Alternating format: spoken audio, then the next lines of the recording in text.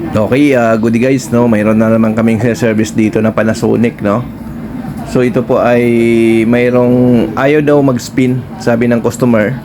Ayaw mag-dryer, no? So ito ngayon guys, sinit natin siya sa spin dry. Tingnan natin kung anong problema, no? Para ma-diagnose natin kung anong error na ilalabas niya, no? So sa spin dry kasi lalabas yung error diyan kapag mayroon siyang problema, no? So at ang sabi ng customer natin ay ito po ay hindi siya the dryer, no? So yun, so tingnan natin guys, no? Antayin natin kung iikot siya para malaman natin kung ano talaga yung naging issue nito, no? So nandito tayo ngayon guys sa Laguna Bel Air 1. Dito yung service natin. So tingnan lang natin kung anong error na ilalabas, no? Ayan, so nag-flash siya guys ng A4 error. Ayan, no? Yan, A4 error, no? So sa mga itong model, kapag naglabas siya ng A4 error guys, i-check nyo yung water level sensor, no? Kadalasan water level sensor talaga ang problema dyan kapag nagkaroon siya ng A4 error. So ito, may dala kami ditong sensor. So papalitan namin to siya ng sensor. So ito yung luma guys, oh. So yung parts na yan available sa amin kung kailangan nyo guys, no? So available sa amin yung parts na yan. 3 pin guys ang gamit ng Panasonic na ito. Pag mga ganitong model, 3 pin ang gamit nyan.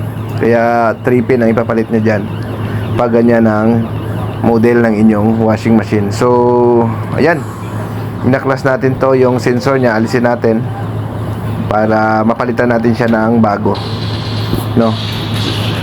So mabilis natin siya ma-identify, no, kung mayroon tayong pamalit kaagad, no?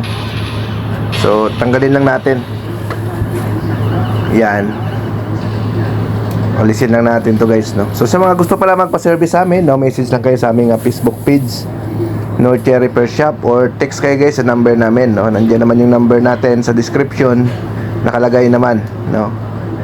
So yun, so ito yung luma guys, papalitan natin siya ng bago. Ayan, so 3 pin sensor ito guys, no? So common na ito guys, no? Nakapaglabas na tayo ng A4 error nito dati. So tingnan natin kung same issue, no? So yun lang muna ang papalitan natin, yung sensor, para malaman natin kung ito ba talaga ang problema, no? So last time kasi naglabas tayo ng A4 error, sensor ang problema. So ito, tingnan natin kung A4 or sensor din talaga ang problema, no? Pag nagkaroon ng A4 yung mga ganitong model na Panasonic automatic washing machine. So ito guys yung mga old model na Panasonic. Ito yung mga unang labas, no? Ito yung mga old model, pero matibay ito guys, no? So yan, reset natin, lagay natin siya sa spin ulit, no? Tingnan natin kung iikot na.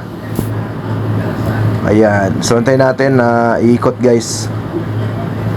Nasa 8 pa, no? So spin mode ito ulit. Tingnan natin kung maglabas pa siya ng error, no? Yan. So dapat pagdating ng 7 iikot yan. So tingnan lang natin guys. Nasa 8, no? So antayin na natin kasi may delay talaga yan, no? Hindi kagad-agad yan iikot. Ayan, 7. So tingnan natin kung iikot na. Ayan guys, umikot na. Ayan. So ibig sabihin sensor ang naging problema niya dito sa A4 error. Okay? Thank you. Bye-bye.